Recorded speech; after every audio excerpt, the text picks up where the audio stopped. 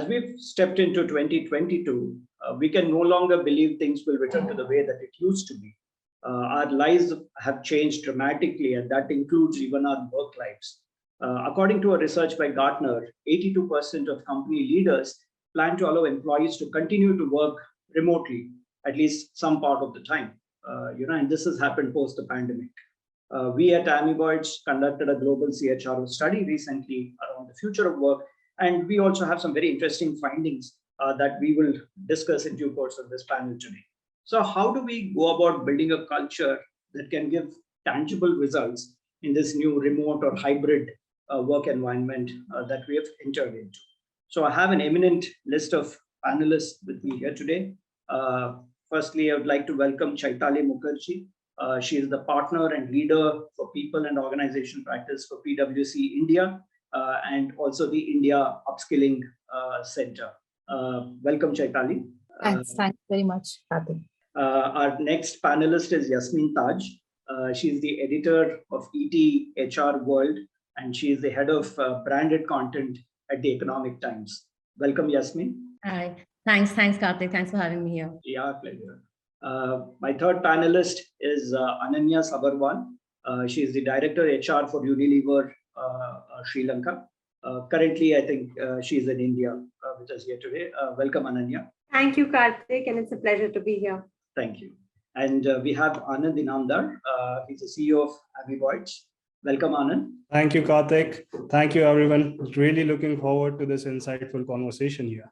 According to our study that we recently did for global CHROs, it showed that over 62% companies have reworked their policies to meet the requirements of this new norm, the new remote or hybrid work that we're talking about.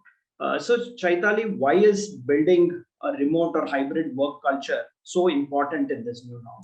Firstly, thanks, Karthik, for having me over. And it's a very timely conversation that we are having, because in the midst of when organizations were deciding that life is going to normalcy and we will go back to our lives, which was about 2 years back, the realization was life never remains the same in 2 years. And with the shift that has actually happened, it's never going to remain the same.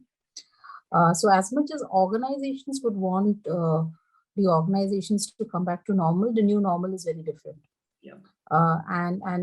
If we set that as the context, there is nothing like a virtual work culture anymore. It is the work culture, because that's how work will actually get done.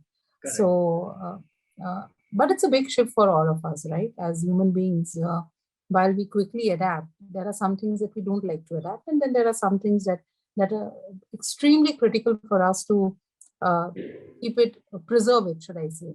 And one of those has been our ability to work together in the same environment and whatnot. Yeah.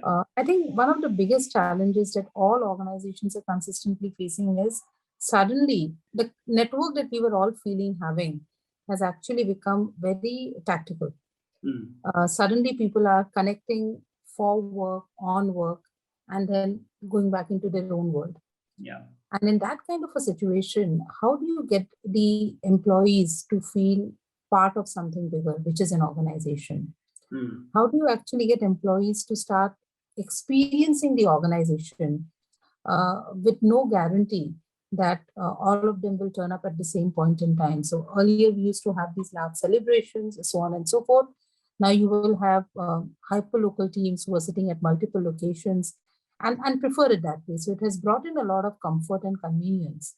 But at the same time, it has become a great leveler in terms of what is the experience we are able to give as an organization. And I think that's where a complete rethink on what does my culture stand for and how will I actually make it come alive. A little bit of thinking on that, and it's very dynamic. It's going to continuously be dynamic in nature. So much so that employment contracts are definitely going to change in the near to far future, which basically means all of this the whole concept of culture will need to be rethought. And that's where I think organizations are actually on that journey. So yeah, I think nobody has an answer. Everybody will have, and we've always had templates from past, right? We don't have templates from past. Yeah. So I think that's going to be the other big challenge. Yeah, that's so right. And in fact, a lot of times we would look at past data and then say, okay, this has been the trend, and hence this is what we can do. But this time we don't have that. We are learning as we go. Ananya, what would your thoughts be on this? Yeah, Karthik, thanks so much. I think Chaitali expressed it very well. Post-pandemic, a lot has changed. And, I was reading a recent McKinsey survey that said that more than 52% of the employees actually prefer the hybrid working model. And when we did the same survey within Unilever, the number was actually much larger in the 80s. And in Unilever, the way we've defined hybrid in this new normal is that at least 3 days a week, we meet each other physically for some we time.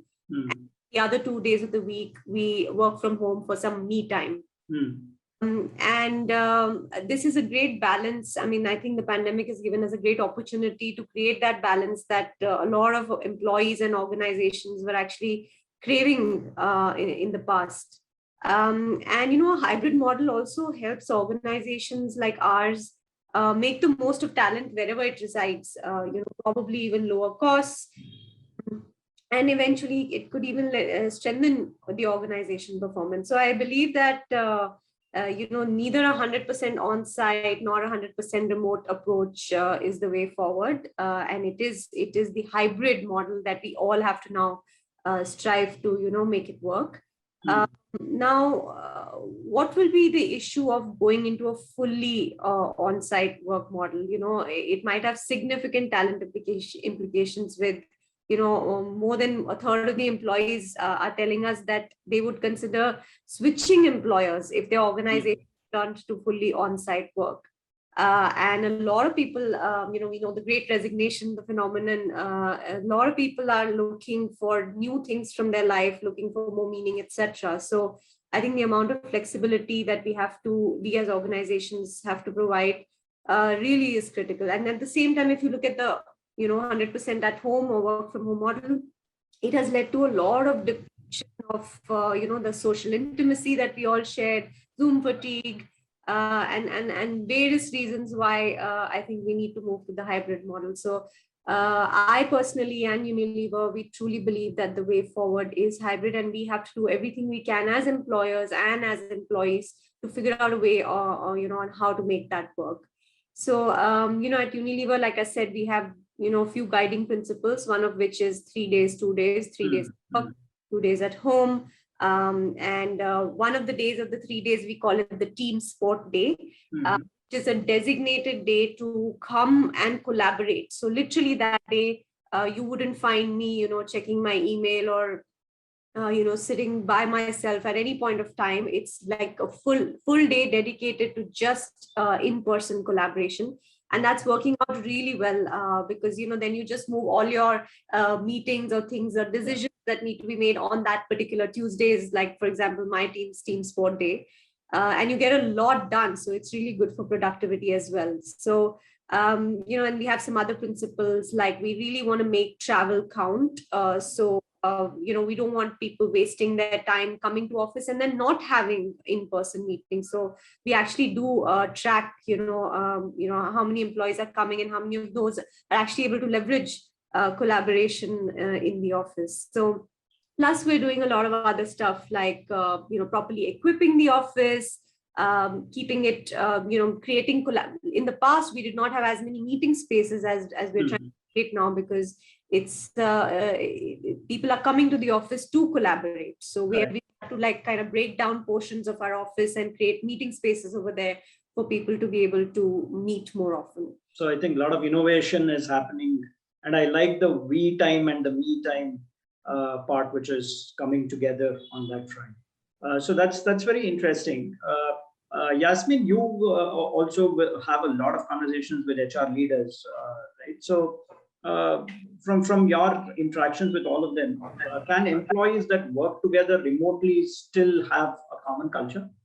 Yeah, thanks first of all, Karthik, for having me here, and great speakers already on the panel. I think Chaitali and Ananya very rightly put it forward that hybrid is going to stay. Work models will keep changing. Culture will remain dynamic. And also we have to keep reimagining and reinventing ourselves as and when things change going forward. So yes, a lot has already been said and written about the perceived cons of having remote teams. And the two most discussed topics here are typically the impact on company culture and also the lack of communication that can occur. So company culture is a primary concern for leaders. How can you reimagine culture for a world where there are no longer any rituals or ceremonies enacted in the office, where people have very little face-to-face interaction with their leaders or with their peers? How can you create those bonds? And in the past 2 years, we've realized that while technology became a key enabler, having the human connect and a human thought behind your people became very, very important. So I think culture for me is not a physical space. Culture for me doesn't matter whether you're in a remote working setup or you're working together in an office. It is about having it in the foundation and ethos of the organization, having those set of values where people connect with, and that impacts their work because they know that they're working for a common goal. So these cultural beliefs and norms are still being created and reinforced as and when we speak, but they have to be guided by systems and routines that were previously established in the office. And how do you take forward and communicate them to your remote employees also as well? So I think it's all about communication now. Your culture is there, set, understood. How are you communicating it to your employees? And how are you bringing them together? So yes, remote or not remote, I think it's all about communicating your culture to your people. Yeah, I think that's very important, because without communication, you might have the best culture, but finally, what's implementing at the ground level is very different. Right? Exactly. So taking forward from there, so in our study, it showed that 61% employees actually feel stress and anxiety while working remotely, and they believe that can impact their productivity as well. So Ananya, how can organizations enable the well-being of employees, especially in the context of isolation and lack of social intimacy in this post-pandemic world that we've seen? Yeah, Karthik, this is a topic that's super close to my heart. I mean, I personally am studying Ayurveda, so a big well-being proponent. The world really went through, has gone through this pandemic fatigue, and there's a lot of languishing, which means there's a lot of disillusionment and disappointment in general. And you can't really put your finger on what's really bothering you. So it is really, really crucial for organizations to bring well-being to the front and center of the way we do business and the way we run our people agenda, especially in the HR profession. So it's only when employees become the best version of themselves to be able to maximize their performance. And, in the past, one would have to sell this to business leaders, but I can tell you, well-being doesn't have a case to be made anymore. It's already made. Yeah. So there are 3 ways maybe I can share that I believe we can support employees to strengthen their well-being. I think the first one has to be related to mental health. I would call out, something that we at Unilever have done. We launched this program called the Mental Health Champion Program. And I really see this as the emotional vaccination for the pandemic. So just like this, the physical vaccination all of us are going through. 1 in 4 adults struggle with mental health issues like depression and anxiety, and nearly 60% of employees have never even discussed their mental health at work because it's still very much a taboo topic in all of South Asia. So we designed this program, which I said, the Mental Health Champion Program, and we made almost half our employees, for example, in Sri Lanka, go through this program so that they understand the signs and symptoms, learn to spot them early within themselves, their families or colleagues, and then be there to help out where needed. So I think the first one is this emotional vaccination. We also have, of course, an employee assistance program, an anonymous helpline where you can call and get help. Mm-hmm. Second piece that I feel really good about, and this is one reason why I love working for Unilever, is that we've designed this program called Discover Your Purpose. It's a full-day immersive workshop, which actually ends up in a lot of tears and soul searching, where each employee goes through a journey of discovering what makes them unique and what's their unique for the world. And now, actually, Sri Lanka is one of the first countries in Unilever to actually cover 100% of our employees. We have about 1,000 employees through these workshops, so that, amidst all this chaos and, all the negative emotions that we all are going through, we find that one thing that centers us and keeps us grounded, our true north, our purpose. So, these Discover Your Purpose workshops, I think, would be the second thing I would mention. And I think the third is dialing up well-being focus for, marginalized groups. And for each organization, these could be different people. Vulnerable groups are at the risk of dropout from the workforce. For example, women, especially like returning women. Yeah.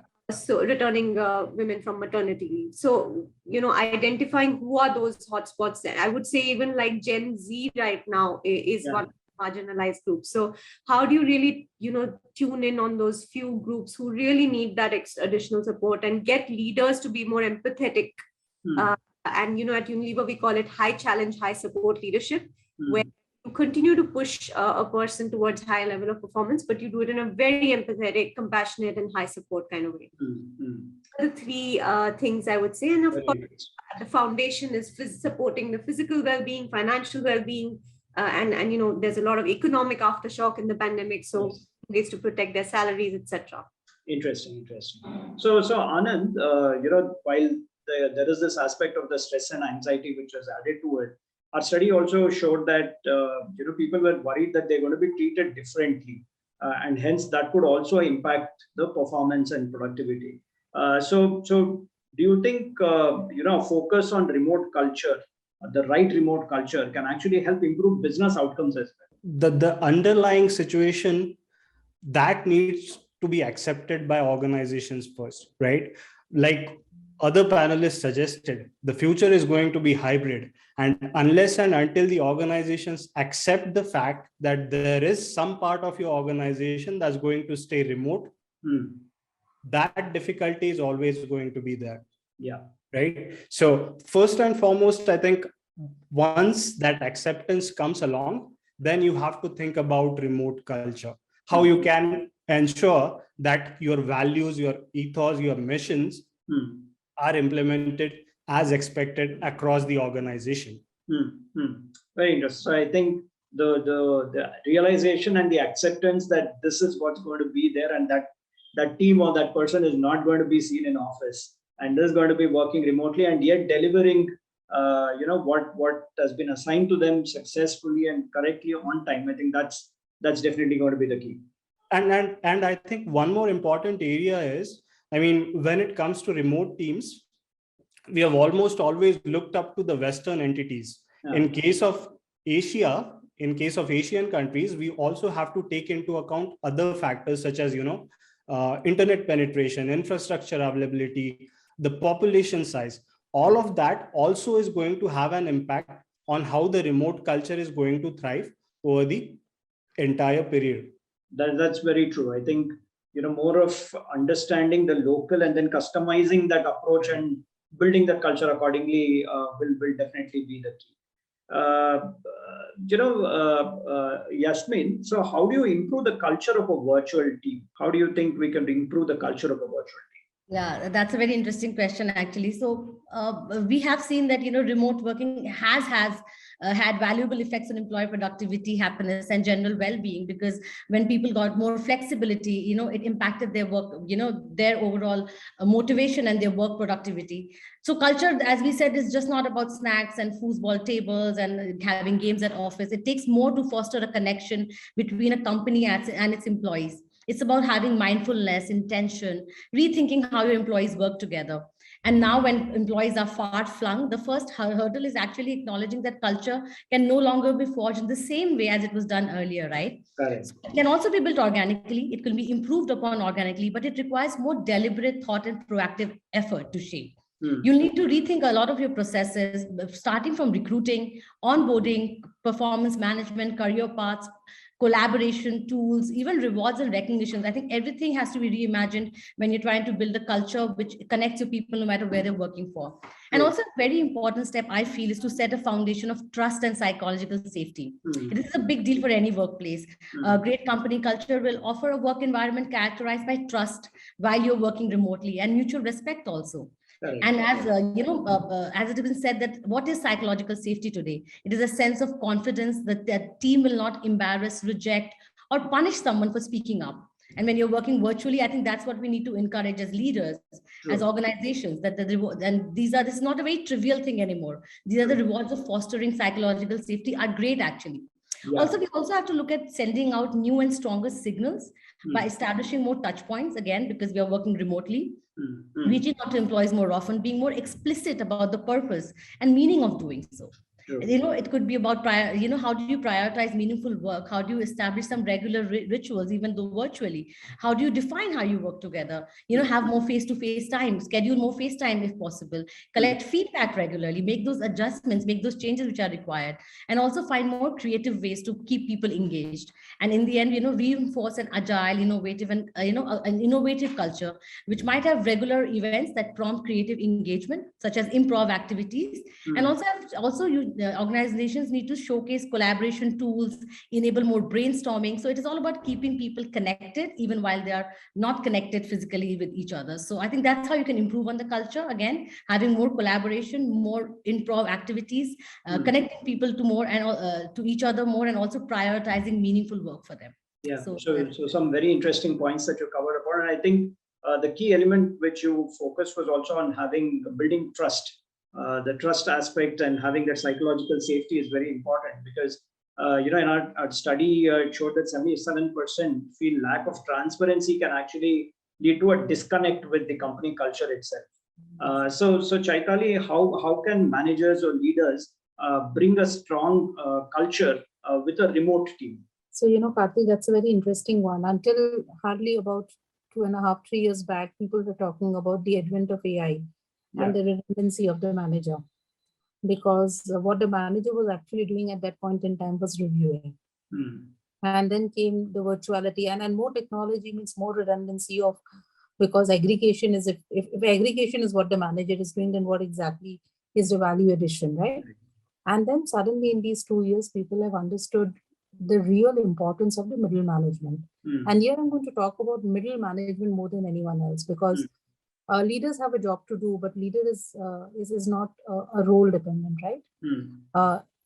If we have to operate as organizations, at the end of the day, we are talking about clusters of human beings coming together, being brought in together to deliver on common purpose, at the back of which they will all have their individual purposes. So they have to feel motivated enough, right? Number one.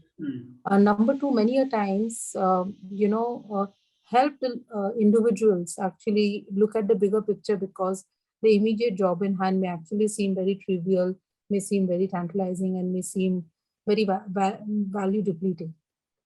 And normally in a work setup where I feel that if I'm at the place, I can speak to a colleague, the colleague can add to it, delete to it, but it can actually give me the moment to get the pressure off.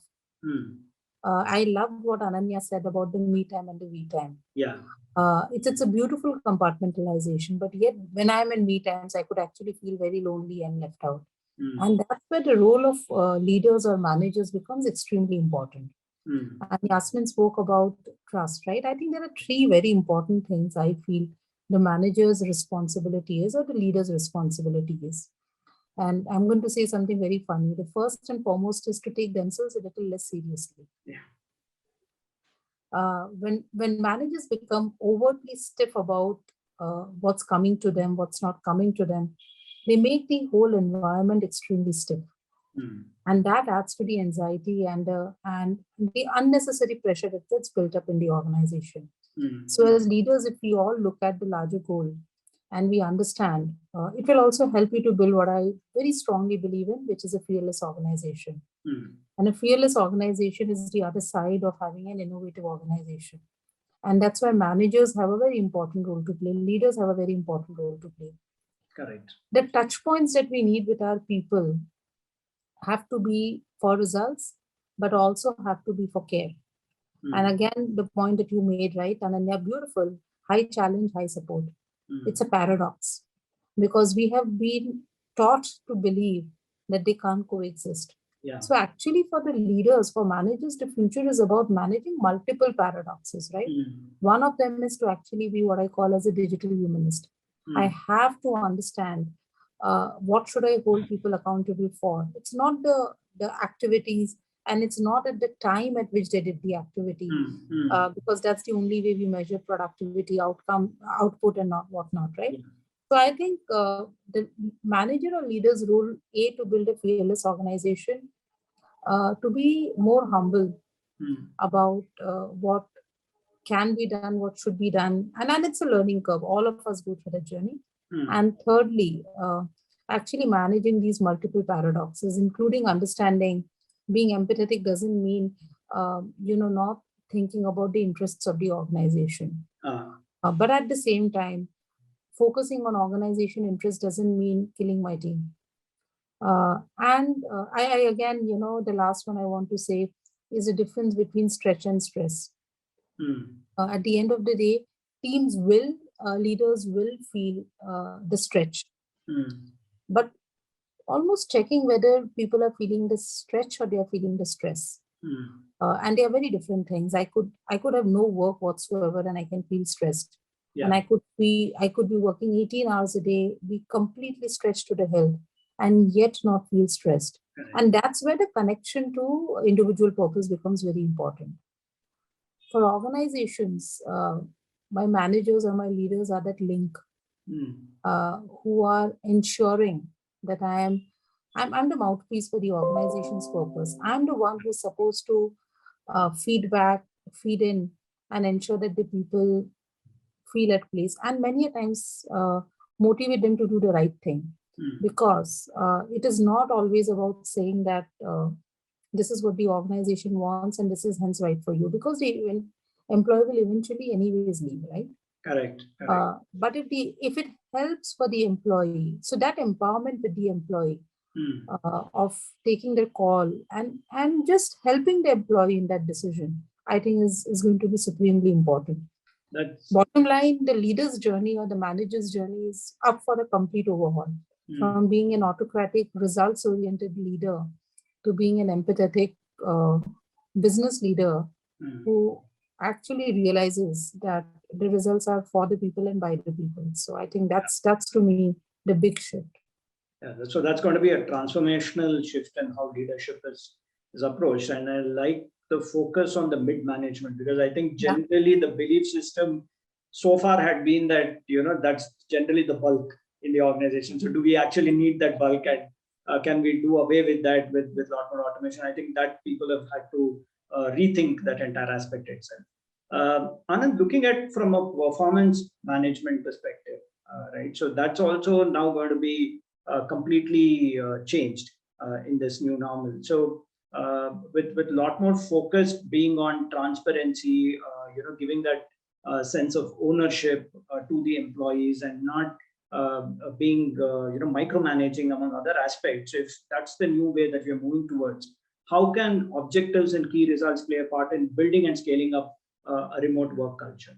Definitely. I think objectives and key results by itself is not necessarily a new framework. Okay, it's essentially getting good things from a number of existing older frameworks, such as management by objectives, and it also has some elements from the agile processes.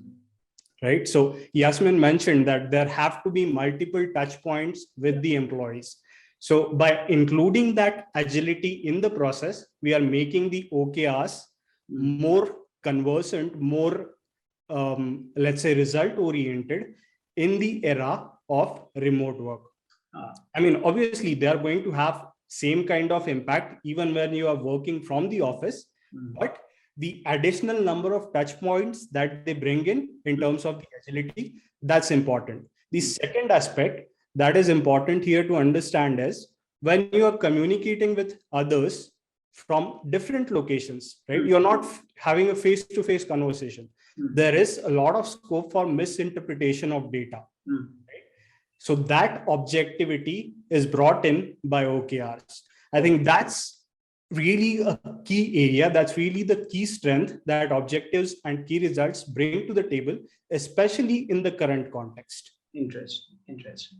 So one aspect which I think came across, from all the panelists here is also with respect to how the leadership or management styles itself needs to change. And our study showed that over 63% employees prefer a coaching style of team management, whereas only 11% organizations surveyed said that they actually have that kind of a management style in their organization.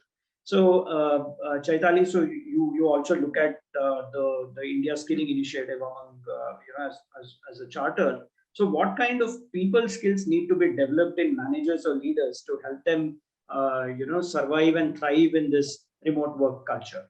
So Karthik, I don't think I'll have anything new to say from what we've been hearing from many years, but they have just got underscored, underlined at a completely different level. The first one is if my managers or my leaders don't believe in the organization purpose, organization values and organization goals, the challenge will be that much more in a hybrid environment, because they are, like I mentioned, they are my mouthpieces. Correct. So the first and foremost capability, or rather capacity, I would say, that we need to actually ensure with our leaders is, are they connected? Do they passionately believe about what the organization is trying to do? We could agree to disagree, but we have to be connected to the larger purpose, because then I am the one who is setting the tone, the climate and the environment, right? So that's the first one. The second one, I think, is always been very important, more so. The manager will have to be very authentic. As we will get into a completely hybrid environment, we'll have many moments when the conversations will be very transactional. Yeah. And I will not be able to hide who I am from those transactions, right? So no point in trying to be two different human beings. A lot of people did that, and they'll not be able to succeed in this environment. So I think being authentic about what I believe, what my belief system is, and what's not right, and I acknowledge and I want to work on it. And that gets me to the third one, about being vulnerable. Okay. There hasn't been a better time for leaders to work on themselves and try and become more vulnerable, because the more vulnerable will you be with yourself, you will yourself become a better human being, but your teams will also have a much better experience. And finally, I think the overall context of, like I mentioned, take yourself a little lightly. When you will take yourself a little lightly, your capacity to actually think of the ecosystem, which is your employees in all shapes and forms, will actually become much, much larger. It is, PwC uses this very interesting paradox. We call it the humble hero. The future is of the humble hero. I have to be hero because I have to be heroic at many places where I have to stand up and steadfastly lead. But at most places, I will also have to be very, very humble to say what I don't know, and just be okay with that, and let the team move along with me. So yeah, I think these are some very interesting capabilities for leaders in the future. Very interesting. Yasmin, would you like to add something for this? Yeah, I think Chaitali has very beautifully put down the qualities that a leader and the manager of today needs to have. They have to be authentic, vulnerable, absolutely understand. I think it's also about leaders, how they can start thinking about re-entering the office environment and recreating that office environment, even in a remote setup. How do you ensure an even distribution of culture across those in the office and those working remotely, right? When co-located, leaders often implicitly transmit culture by modeling those behaviors and values in the presence of the employees. The simple implicit signals exist when remote, when they're harder to detect and interpret. And undoubtedly, according to me, the most important skill number of times in the past 2 years is their needs, their aspirations, what they are going through. Put yourself in their shoes. You will never be able to engage with them on a deeper level. And hence you'll never be able to build and maintain a remote work culture. And obviously, the second next skill that I think I would like to highlight is about communication. As I said earlier also, while we are working remotely and trying to achieve a shared goal, it is important for leaders and managers to communicate well and connect well with the employees, irrespective of where they are working for. The organization should be concerned about watering down their culture by relying solely on asynchronous communication. Leaders need to decide on the type of culture they want, the signals that are appropriate to communicate, and how and when to set them without distortion, without intruding into the space of your people also. So they also need to assess which aspects of the desired culture are sticking and which aren't. And as Chaitali said, it's dynamic, keep changing accordingly. So I think empathy, communication, and being authentic as leaders is going to be very important going forward. Interesting. So I think if I may just say, yes. In Chaitali and Yasmin, I wanted to add that, of course, not repeating the points, but in Unilever Sri Lanka, we tried to come up with an enabler that forces a leader to display some of these qualities of authenticity, vulnerability, conversations, communications. I think the point that Chaitali and Yasmin mentioned. and we called it something called Katabaha. It's a Sinhalese word, which basically stands for chit chat. And it's basically a forced moment for a leader to simply pause and talk about nothing that is, on an agenda, but just about what's going on in their mind and what's going on in their team's mind. So it's like we have these little leader check-in circles, we call them Katabaha, where groups of 5, 6, 10 people just talk about what's going on in their minds. And I can't tell you how much energy, openness, trust that it has unlocked in our organization. And it's actually showing in the engagement scores where employees tell us that this has helped us become closer to our line managers and leaders, because we don't talk about work, but in a very structured way we talk about anything under the sun. So Anand, I think we should also have our Katabaha starting soon. That's a very interesting way to look at it. Really. I mean, there are at least 3-4 takeaways as far as our cultural processes are concerned. I think, stretch versus stress. Yasmin mentioned about multiple touch points and this, then Kata Baha. Definitely something to learn from. True. So Anand, one thing that we've also seen is technology and tools have played a major role in this entire remote work culture. So how do you see that going forward? One of the interesting things that has happened due to this pandemic, at least from software development point of view, is that there are so many tools that have emerged out just to cater to this new scenario. Those emerging, not emerging, what do you call it? Immersive experiences, right? Those immersive experiences. Zoom was there since long, but those immersive experiences are taking these conversations to a completely new level. Add to that those remote fun games that you can't even think of when you are in the office, right? You can play those games inside of a Slack, as simple as a simple trivia game that's focused on cricket or something that's a shared passion across your team, can really take that collaboration, take that bonding to a completely different level. So I think this has really opened up space for innovation, and that really is getting filled in by these new breed software technologies that are also helping out. AI ML is obviously going to be there for the long term, but even these smaller things, at the end of the day, we humans take a lot of learning or take a lot of affection from these small things that we do at work.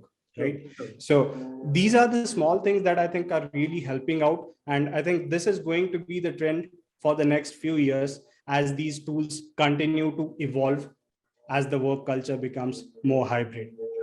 So I think all the panelists had some very interesting points to share. The we time and me time was one thing which was very interesting. The humble hero, for the leader to be the humble hero was another interesting aspect. And I think like Yasmin spoke about communication. You might have all these things, but as long as you're not creating those forums, those opportunities to have that conversations, have that communication, authentic conversations, and probably technology will be an enabler for all these things as we still try to evolve these new workplaces, and each day is a new learning for all of us on how this new normal is going to be. So thanks once again to all my panelists for taking time off and sharing such wonderful insights with us. And I'm sure our viewers will definitely have a lot of takeaways from this, which they can incorporate in their organizations as well. So thank you once again to everyone. Thank you for having us. Thanks, Karthik. Thanks for having us. Thank you. Bye-bye. Bye.